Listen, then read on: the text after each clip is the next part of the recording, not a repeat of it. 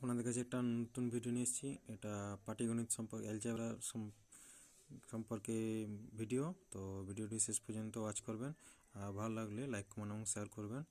তো এখানে আছে দুটি সংখ্যার গুণফল এত এবং ভাগফল এত হলে সংখ্যা দুটি কত। তাহলে ভাগফল এটা আছে, তাহলে আমি একটা সংখ্যা লিখছি 9x আর একটা লিখছি 7x।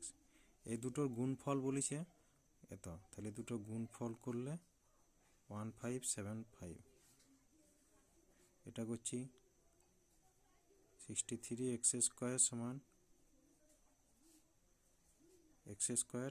এটা গুণ আছে, এধারে যে ভাগ হয়ে যাবে। 25 x স্কোয়ার সমান 25, x সমান 5।